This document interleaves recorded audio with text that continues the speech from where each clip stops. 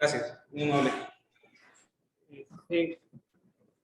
Compartirles parte del trabajo que se ha venido haciendo y que se tiene la intención de seguir haciendo con el fin de enriquecer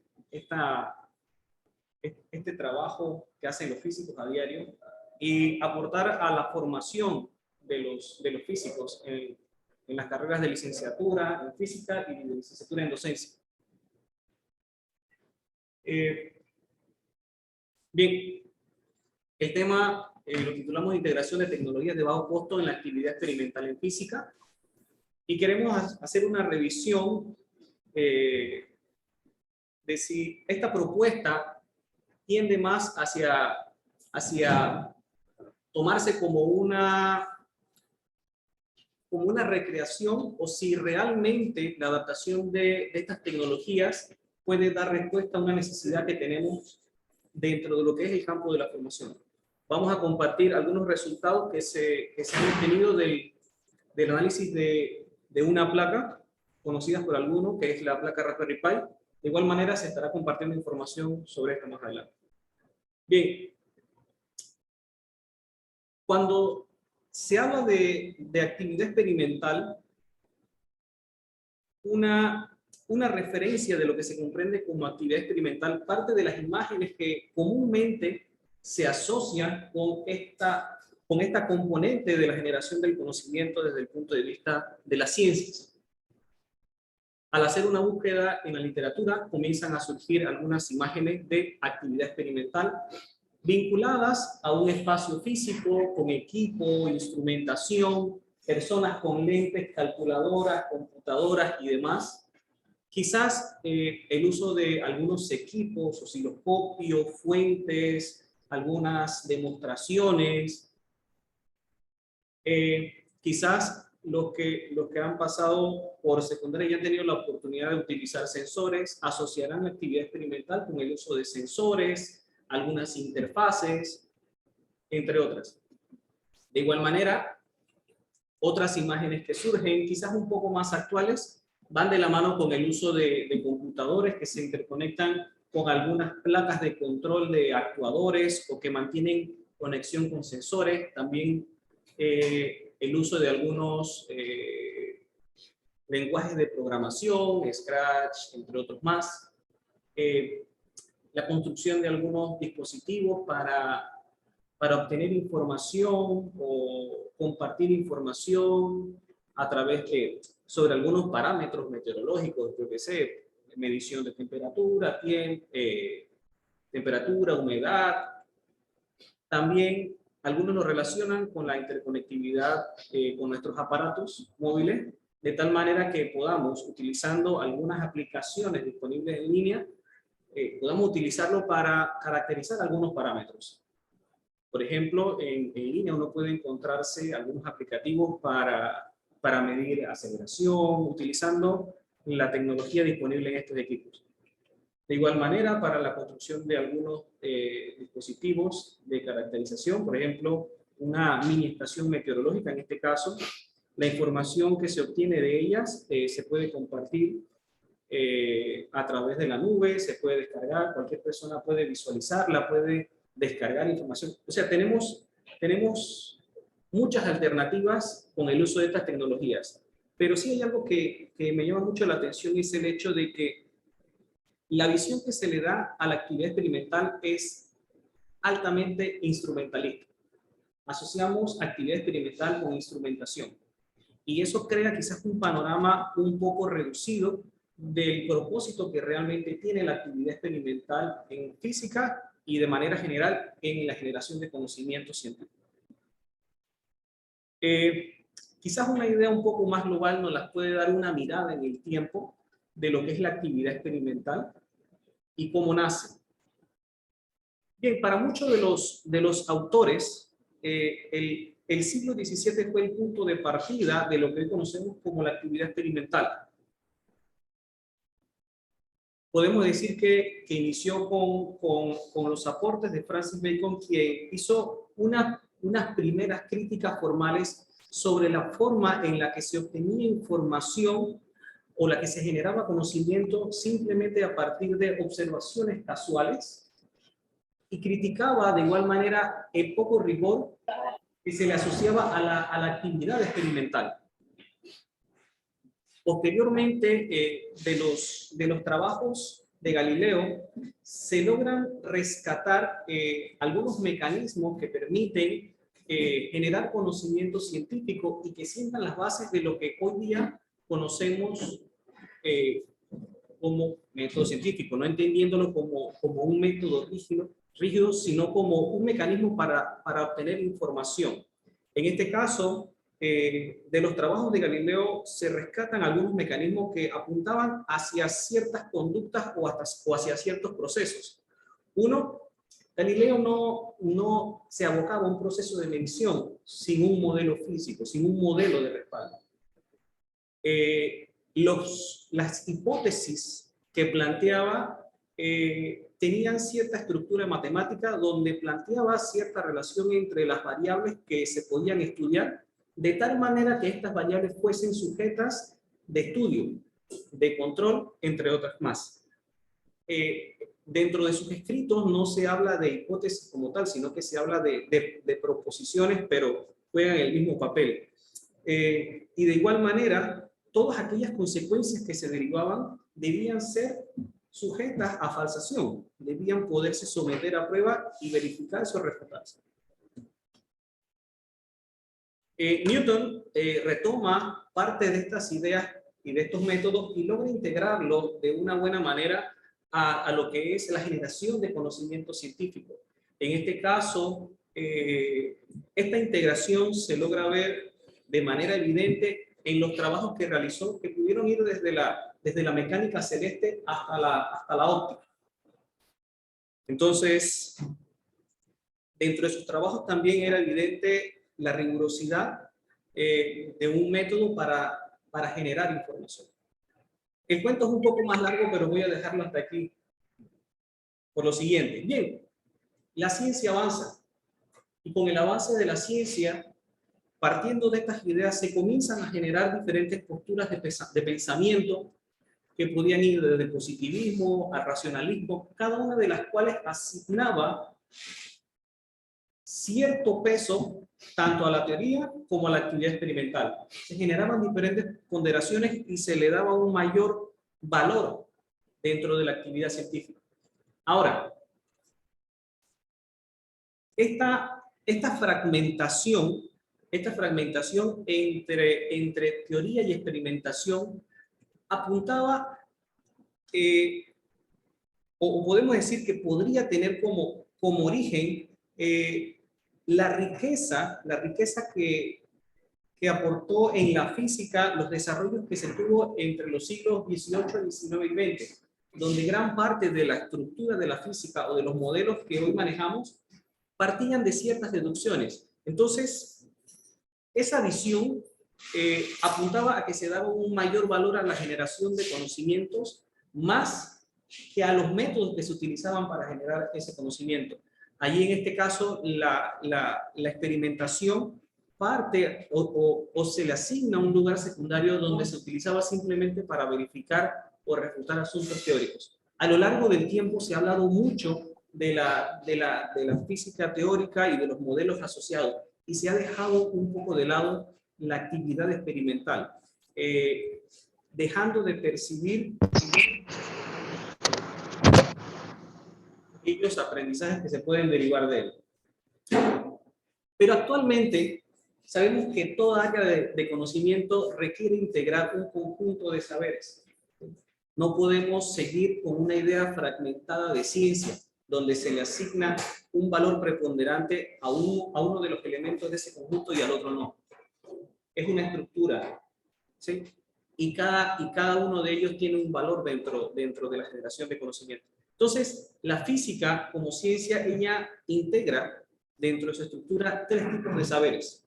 Un saber conceptual que mantiene cierta vinculación con modelos teóricos, un saber hacer que mantiene cierta relación con la actividad experimental y la parte procedimental, y un saber ser que está vinculado con la actitud del científico, con la actitud del físico, si nos queremos poner dentro de ese contexto. Ahora, ¿qué propósitos persigue la actividad experimental? Esa es una pregunta que nos podemos hacer. Y en la literatura hay mucha información al respecto. Pero dentro de estos propósitos que uno puede rescatar en la literatura, podemos hablar de que de manera general cumple con ciertos objetivos particulares, aunque son una multiplicidad. En este caso, los objetivos a los que voy a hacer referencia son objetivos dentro de lo que es la actividad experimental enfocada a la enseñanza de la física. Aquí, la actividad experimental tiene como propósito, 1, motivar al alumno. 2, permite un conocimiento vivencial de muchos fenómenos. 3, permite poner en práctica la interpretación de fenómenos. 4, ayuda en la comprensión de algunos conceptos que en cierta medida podían ser abstractos. Permite contrastar experimentalmente hipótesis planteadas en la elaboración de un modelo. Proporciona experiencias en el manejo de instrumentos de medición y el uso de técnicas experimentales. Permite hacer un acercamiento a la metodología y procedimientos propios de la indagación científica, y la lista podría hacerse mucho más extensa.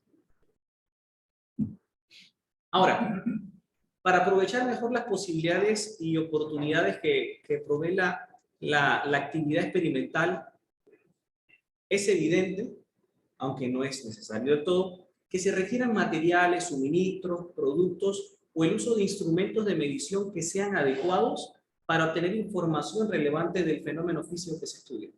Si nosotros estudiamos fenómenos naturales, tenemos que buscar la manera de interactuar con un fenómeno natural de tal manera que él nos dé la información que nosotros consideremos relevante. Esa es una de las habilidades que nosotros debemos desarrollar. Debemos saber conversar con la naturaleza. Ahora, tenemos una idea de cuáles son los propósitos de la actividad experimental, pero también hay que conocer cuál es nuestra realidad y de qué manera nosotros podemos, bajo las situaciones del contexto, tomar eso y adaptarlo a lo que necesitamos. Para eso vamos a dar una mirada superficial a lo que es la inversión pública del Estado en investigación y desarrollo, a la formación educativa y sus resultados. Bien, cuando uno revisa la literatura, en algunos reportes, como el reporte de la UNESCO que se publicó a inicios de 1980, como parte de un proyecto que aparece titulado como Desarrollo y Educación en América Latina, ya se hacía evidente dentro del contexto que había cierta desconexión entre los objetivos sociales, las nuevas tecnologías que emergían y las prácticas educativas que se tenían en el aula. Más de 20 años, casi 40 años después, esa desconexión sigue siendo mucho más evidente. Se ha reforzado. No es que en nuestro contexto la situación ha mejorado. Y un reflejo de esto es lo que tuvimos que vivir al momento de tener que hacer la transición de educación presencial a educación formal. Esa transición fue traumática y muy difícil para muchos. De igual manera, algo que se suma al problema que vivimos en América Latina es que la inversión pública en términos de formación a nivel universitario y también a nivel secundario es reducido. La inversión pública, para hacerse una idea, cuando uno ve los reportes desde el 2010 hasta el 2014 y dentro de las últimas cifras que manejo, no alcanza ni siquiera al 1% del Producto Interno Bruto. Es decir, que tenemos tanta riqueza, pero poco de ella se aprovecha en reforzar lo que realmente debería ser valioso para una sociedad y en la formación de sus pobladores. Bien, de igual manera, cuando uno observa el Informe Nacional de Panamá, que corresponde a lo que se recabó hasta el 2016, pero fue publicado en el 2018, una lectura entre líneas apunta a lo siguiente: que en términos generales, las personas que estaban saliendo de las instituciones de formación superior no eran capaces de afrontar las exigencias de la demanda de capital humano avanzado. Quiere decir que no habían desarrollado durante su formación aquellas competencias que los podían hacer útiles en función de lo que se requería.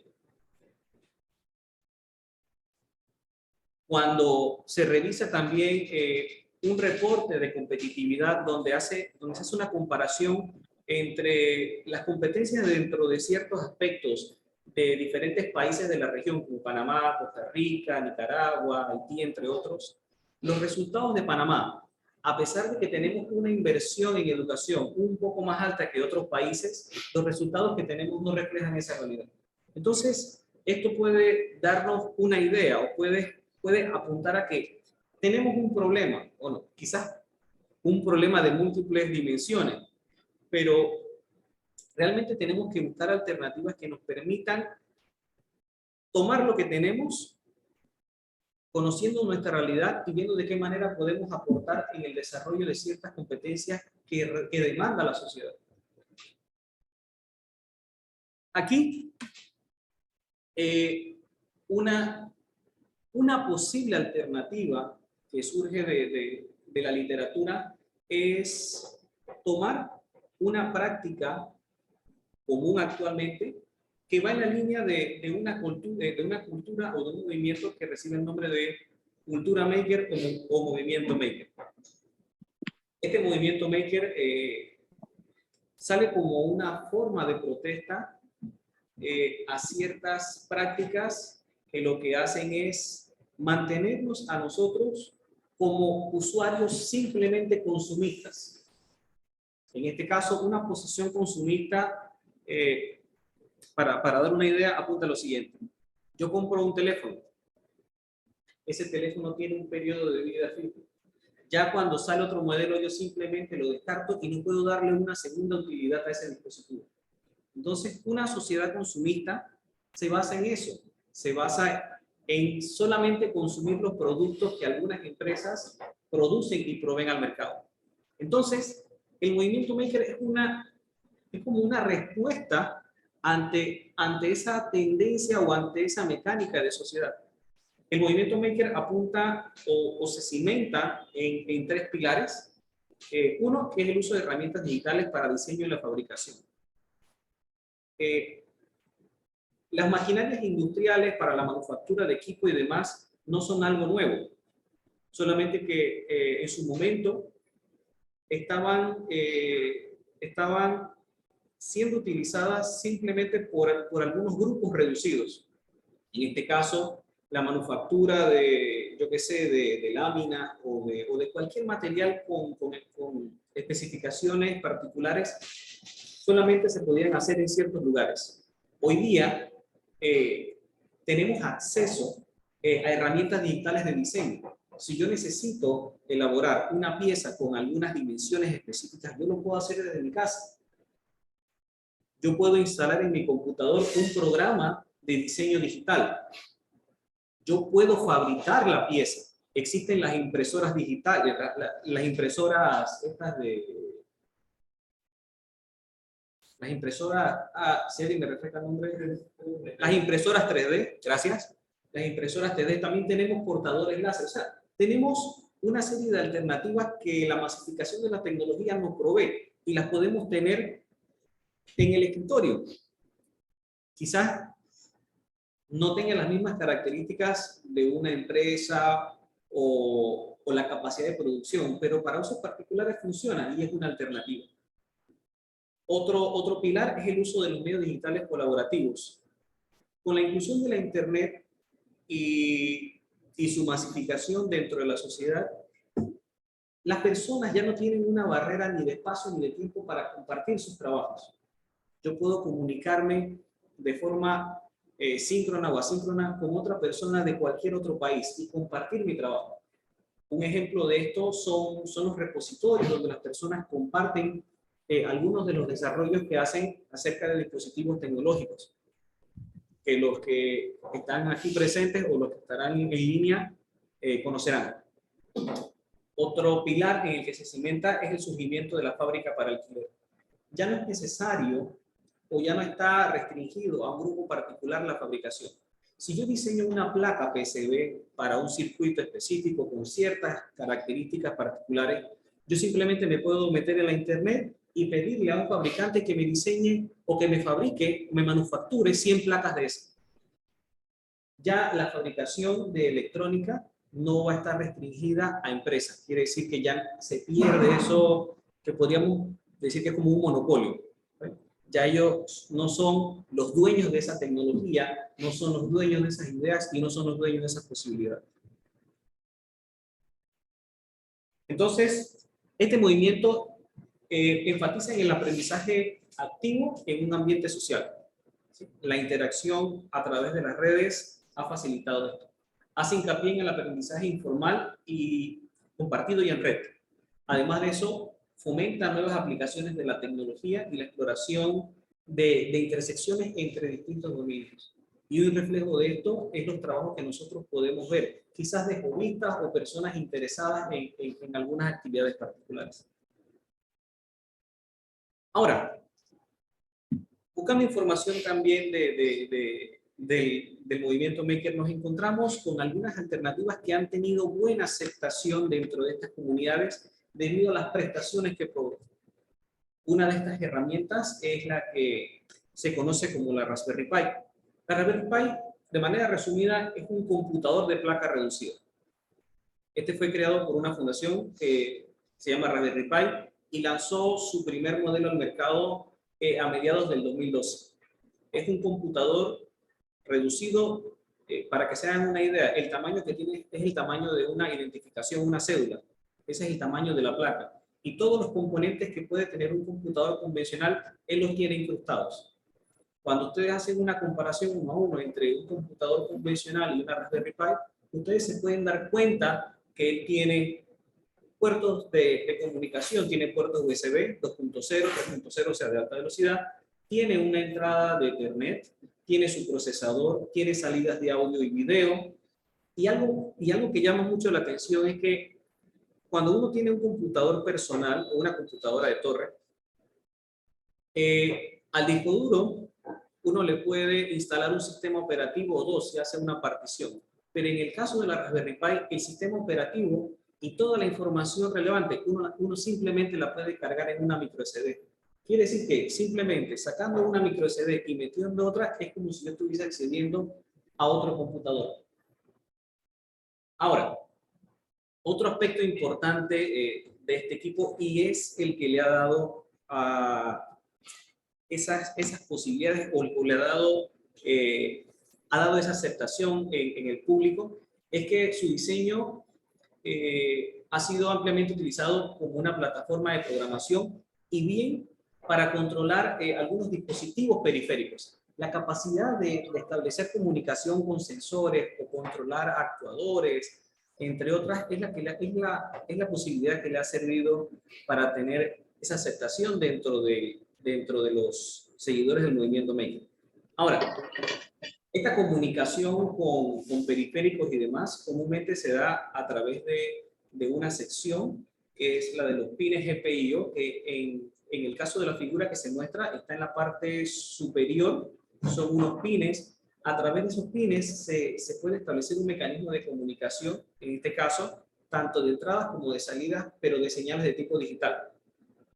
De igual manera, permite utilizar diferentes protocolos de comunicación, como protocolo de comunicación serial, protocolo de comunicación I2C, entre otras más. Información extra sobre esto ustedes pueden encontrarse en la literatura, no es nada que no esté al alcance de todos. Bien. Observando las potencialidades de la Raspberry Pi, se realizó una búsqueda sobre algunas aplicaciones que esta ha tenido dentro de la actividad experimental. Ver primero cómo esa herramienta puede ser de provecho para el trabajo que hacemos, para poder interactuar con los fenómenos naturales y poder obtener información relevante durante un estudio que uno quiera realizar. Entonces, dentro de la literatura uno se puede encontrar algunos trabajos donde se utiliza, en el caso de estudiantes de licenciatura en física, para la exploración de algunos circuitos de tipo RC. En este caso, el diseño que ellos proponen crea una interfaz donde uno puede graficar datos en tiempo real, puede hacer un registro, puede proveerle acceso a una tabla de datos, puede permitirle hasta hacer un ajuste funcional de una serie de datos que uno va obteniendo. Tiene muchas posibilidades. De igual manera, se pueden encontrar otros trabajos donde la placa se ha utilizado, donde el computador se ha utilizado para explorar circuitos de tipo RC, pero en este caso para contrastar los datos que se obtienen de una medición con los ajustes mediante diferentes métodos numéricos, ¿no? Entonces, asimismo, se ha utilizado para hacer otras exploraciones, en este caso para circuitos RC, que aparece bastante en la literatura. Algunos otros los han utilizado para diseñar algunos sistemas para la obtención de datos en movimientos unidimensionales, entre otros. Entonces, asimismo, uno se puede encontrar en la literatura muchas alternativas o muchos intentos de integrar este recurso a la actividad experimental. Fuera de la enseñanza de la física, también hay algunas aplicaciones interesantes. No con esto quiero decir que no podrían tener o no podrían adaptarse estas ideas al trabajo experimental en física, pero su enfoque inicial, en este caso el enfoque de los desarrolladores, no apunta en esa línea. En este caso, algunos han trabajado en el desarrollo de sistemas de tomografía de impedancia eléctrica, en este caso como una alternativa de bajo costo. Y dentro de este trabajo ellos mencionan que la respuesta de este sistema en comparación con un sistema comercial es bastante buena. Y es una alternativa de bajo costo, además de ser portátil. De igual manera, se han podido desarrollar algunos sistemas para la medida de impedancia, en este caso para caracterización de algunos parámetros cardíacos, para conocer cuál es el estado de salud del corazón. Y ellos comparten la arquitectura del sistema que desarrollaron y parte del análisis de datos a través de un diagrama de flujo. También se han desarrollado algunos sistemas de adquisición, en este caso adquisición de espectros ópticos, en este caso en la región del visible. Y uno de los aspectos importantes que quiero resaltar con esto es el hecho de que los resultados que proveen este tipo de sistemas no tienen nada que envidiarle a los sistemas comerciales. Ahora, de igual manera, como comenté en el caso anterior, hay mucha literatura al respecto, hay muchas iniciativas hacia adoptar este tipo de herramientas a la actividad experimental y al quehacer en ciencia. Ahora, ya con esta información se decidió bien, ¿por qué no evaluarlo dentro de nuestro contexto para ver si realmente esta herramienta se puede adaptar y podemos sacarle provecho en función de los objetivos que tiene la actividad experimental en física? En este caso, se hizo el desarrollo de una serie de actividades enfocadas al estudio de las señales como fenómeno físico portador de información, y de él solamente quiero compartir parte de la exploración que se hizo de uno de los sistemas propuestos. En el caso de todas las actividades, se partía de la competencia que se esperaba con el desarrollo de esa actividad, ¿sí? La competencia que se esperaba desarrollar. De igual manera, se le presentaba al estudiante una descripción del problema, de tal manera que se pudiera contextualizar y que la persona sacara todas esas ideas previas o sacara toda esa información que pudiera volcar al análisis o a la exploración del fenómeno físico como tal. En este caso, se le compartió un caso hipotético en el cual podía tener una necesidad particular, y esa necesidad particular partía de diseñar un sistema de filtrado de señales, porque hay ciertas situaciones en las que la información que yo capto, no toda la información es relevante para mí. Entonces, esa información, no importa si proviene de fuentes sonoras, eléctricas, luminosas, entre otras, yo debo buscar algún mecanismo para tomar de esa información que yo puedo capturar solamente lo que me interesa, lo que es relevante en mi estudio. Entonces, dentro de la propuesta que se hizo, se partió de un filtro activo pasa-baja. En este caso, para este sistema propuesto, teníamos de partida un modelo físico asociado. Entonces, en este caso, es evidente recordar que es necesario recordar, perdón, que una actividad experimental sin una estructura, sin un modelo físico de por medio, no es de provecho para los estudiantes, porque lo que nosotros queremos hacer es aportar en su formación. En este caso, el modelo físico asociado es un modelo de un circuito de RC alimentado por una fuente de corriente alterna, que es un modelo de circuito que se estudia en los cursos convencionales de la licenciatura en física y de la licenciatura en docencia. Y para ese tipo de circuitos se conoce que su respuesta en el dominio de la frecuencia obedece a este comportamiento que mostramos. Ahora, tenemos un arreglo experimental que vamos a utilizar para explorar este tipo de sistemas de filtrado de señal. Tenemos un modelo físico conocido o que en cierta medida se ha estudiado dentro de este curso. Conocemos la dependencia que puede existir entre algunas de las variables. Ahora, ¿qué alternativas tenemos realmente para caracterizar este tipo de arreglos experimentales?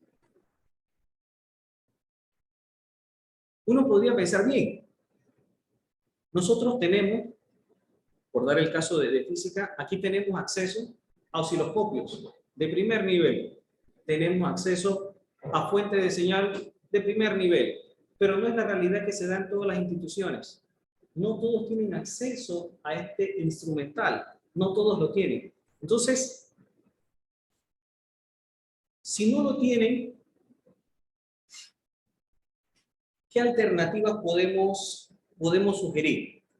Y no solamente es sugerir alternativas, sino esas alternativas que proponemos, aparte de ser simplemente usuarios que van a poner las puntas de prueba para medir el comportamiento de la señal y demás, sino qué provechos, aparte de eso, nosotros podemos tener del uso de estas tecnologías de bajo costo.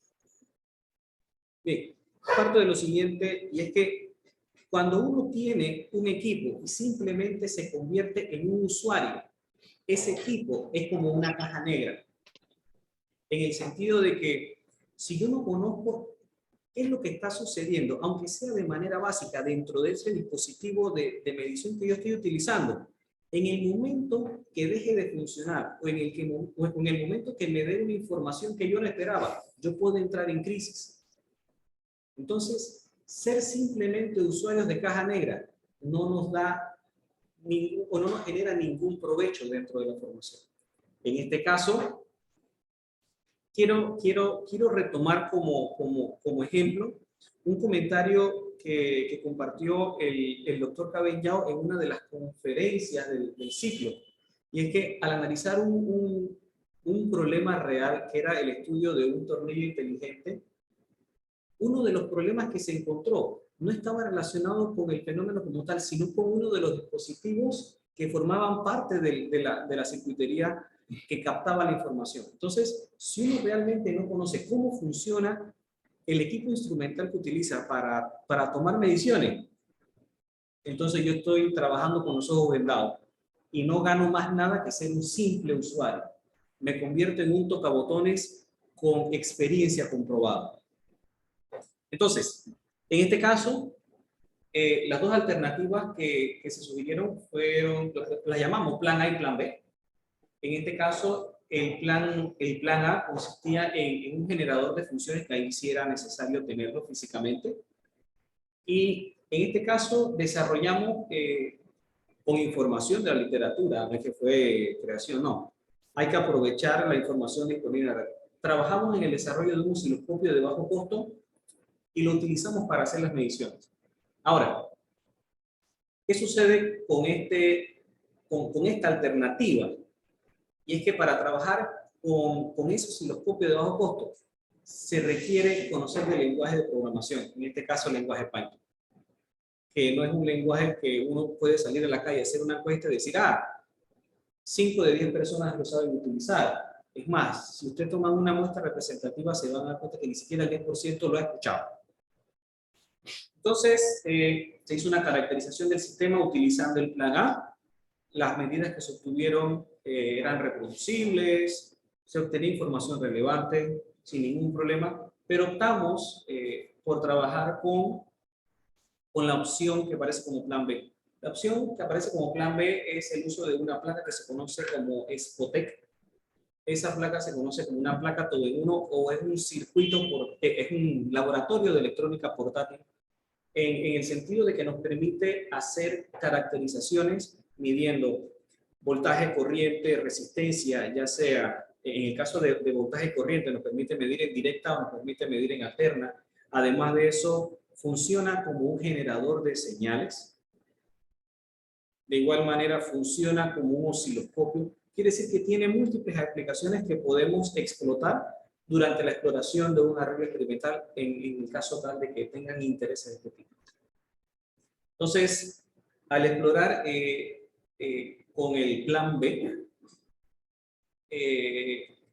obtuvimos algunos resultados. Ahora, en este caso, la información que se podía obtener iba a depender de la metodología de trabajo que elegía la persona, ¿sí? Porque se le plantea un problema, pero la metodología de trabajo la elige la persona que va a hacer la exploración. Él tiene que ver cómo maneja, primero cómo identifica variables y cómo va a hacer el control de ellas, de tal manera que la información que obtenga de la exploración de esa regla experimental le sea útil para poder responder a la pregunta problema. Entonces, al hacer una exploración utilizando la placa, se tomó una serie de datos. Primero, se obtuvo información de las señales a la entrada y a la salida del amplificador operacional. En este caso, los datos apuntaban a que bien, el amplificador operacional está tomando la señal, está haciendo una amplificación. En algunos casos es necesario amplificar una señal por el hecho de que puedo perder información, puedo perder cifras durante la medición. Y en este caso, un amplificador me podría aportar un poco más para el estudio de la señal en términos de cifras significativas o otras cosas. Entonces, a manera de comparación, se tomó esos datos de las señales a la entrada y a la salida y para ver si el amplificador operacional o el sistema de amplificación realmente estaba haciendo una amplificación y no me estaba generando cambios en la señal, lo que se hizo fue una normalización de los datos. En estos datos, en este caso, al superponer las curvas, se puede ver que el amplificador operacional, en este caso, bajo la configuración que se tenía, estaba haciendo una normalización y no había una dependencia de las señales en el rango de frecuencia que se estudió. Y lo último que se probó, en este caso, dentro de las tantas alternativas, es bien, tenemos un modelo de partida acerca del comportamiento de un arreglo RC y vamos a ver qué sucede al comparar el modelo teórico con los datos experimentales que se obtenían durante la exploración. Y en este caso, uno puede ser, hay un problema. Los modelos que normalmente se utilizan no necesariamente toman en consideración todas las variables. En este caso, un modelo de un amplificador operacional no toma en consideración el comportamiento real del dispositivo. Lo que han trabajado con amplificadores operacionales saben que algunas de las consideraciones que se toman para su estudio parten de que él tiene una impedancia infinita de entrada, que la resistencia a la salida es nula, pero el comportamiento real del amplificador operacional me puede dar ciertos comportamientos que se alejan un poquito de la respuesta que yo espero. Eso no quiere decir que esto falle y que no sirve, no. Esta información puede ser relevante para el experimentador en el sentido de que le permite reevaluar lo que quiere y tomar algunas decisiones. Quizás puede hacer algunos arreglos, puede utilizar un segundo sistema de filtración, puede probar con otros amplificadores, puede probar con otros arreglos. Hay múltiples alternativas. Pero aquí, en lo que quiero hacer énfasis es que más allá de los datos que pueda obtener, porque el sistema me permite obtener los datos, ese no es el problema. El problema no es que yo tenga los numeritos y demás. El problema es que es necesario que se conozcan o que se manejen ciertas competencias al estudiar o trabajar sistemas de este tipo.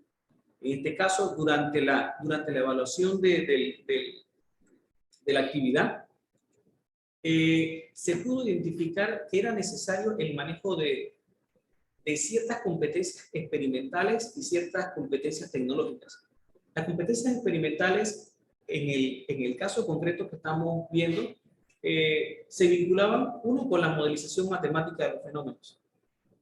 Otro, era necesario conocer acerca del montaje de arreglos experimentales. Al estudiante solamente se le facilitaría en su momento un circuito esquemático, y hacer ese paso de un esquemático al montaje físico requiere de ciertas habilidades, requiere de ciertos conocimientos. Y otro aspecto importante es la parte de la comunicación científica de los resultados. Dentro de las competencias tecnológicas que se puede identificar, podemos destacar que es necesario el manejo de computadores, como es el caso de la Raspberry Pi. La Raspberry Pi, en comparación con cualquier otro computador convencional, es igual de amigable. No es un computador que requiera algunas habilidades específicas del programador, no. Es un entorno muy amigable. Y fuera de proveer las mismas posibilidades que de un computador convencional, ahí entonces uno tendría que ver cómo adapta ciertos conocimientos que requieren para el uso de mecanismos de interconexión, de comunicación con sensores, con actuadores. Otra competencia que se logró identificar es la necesidad de manejar algunos software de distribución libre. En este caso, mencionamos a Qtplot por el hecho de que fue un programa que se utilizó para hacer el análisis de datos, en este caso para hacer la representación de los datos obtenidos y para hacer el modelaje, en este caso de la señal del circuito de reset. Entonces, cuando hacemos algo dentro del área de enseñanza de la física, hay ciertas preguntas que nos debemos hacer casi de manera permanente, y es: ¿qué debe prevalecer en la formación de un licenciado en física o de un licenciado en docencia de la física para que él pueda tener un acercamiento más real al trabajo experimental tal como lo hacen los físicos? No podemos decir que simplemente porque él haga 700 problemas, solamente que con datos distintos él va a ser el físico competente. No, hay una multiplicidad de competencias que el estudiante debe desarrollar durante su formación, y tenemos que pensar en esa línea. Hay posibilidades de aprender en la formación de licenciados en física y licenciados en docencia de la física cuando tienen la posibilidad de interactuar con dispositivos de bajo costo que les pueden ayudar a construir saberes. Son preguntas que nos podemos hacer a cada momento. No las vamos a hacer todos los días, pero con cada actividad que desarrollemos, con cada idea innovadora que queramos poner en práctica, deben poder hacernos estas preguntas y enfocarnos en lo que vamos a hacer en función de nuestras posibilidades. Algunas reflexiones finales. Es necesario, y es un mensaje que han dado los conferencistas. No sé si durante la presentación observaron que en algunos de los artículos se circuló en rojo la palabra Python. Actualmente es un lenguaje de comunicación ampliamente utilizado en las ciencias. Entonces, no es que sea una tendencia, es que es una necesidad. Entonces, si es una necesidad para que nosotros podamos desenvolvernos de forma debida dentro de nuestro trabajo como físicos, ¿por qué no aprender acerca de ese lenguaje de programación? Debemos incorporar dentro de nuestra práctica el uso de software libre y de código abierto. Debemos trabajar en el desarrollo y construcción de habilidades y conocimientos conceptuales, que es la parte de los modelos. Quizás tenemos algunos baches en el camino en esa parte. Debemos trabajar también en habilidades de tipo procedimental. La parte del saber hacer. La parte del saber hacer le permite a un físico tomar las decisiones correctas en los momentos correctos. Y la actitud científica que garantice la toma de conciencia social del papel que tiene el físico en la sociedad. Nuestro papel no es solamente ser tutores, nuestro papel no es solamente resolver ejercicios. Tenemos un papel dentro de la sociedad, pero quizás no lo desarrollamos en la forma que se debe. Debemos trabajar en la construcción permanente y constante de aprendizaje. Sabemos que el físico nunca deja de aprender. En el momento en que yo salí de la universidad, yo pensé que yo conocía muchas cosas y que tenía una idea bastante completa del estado del arte. Más de 10 años después regresé y yo estaba en cero. Y tengo que reconocerlo. Y parte de nuestro trabajo está en reconocer cuáles son nuestras debilidades y trabajar en consonancia. Nosotros siempre tenemos una competencia nueva que adquirir y esta está asociada realmente a los cambios y el desarrollo tecnológico. La tecnología cambia, las demandas sociales cambian, y si eso es así, ¿por qué no cambiar nosotros mismos? Pero cambiar porque lo vemos como una necesidad dentro de lo que hacemos. Entonces, esas frases que comúnmente uno escuchaba o que escucha todavía en secundaria o en la universidad, en las actividades experimentales, ya no deben existir. No se puede hacer porque no se tiene equipo para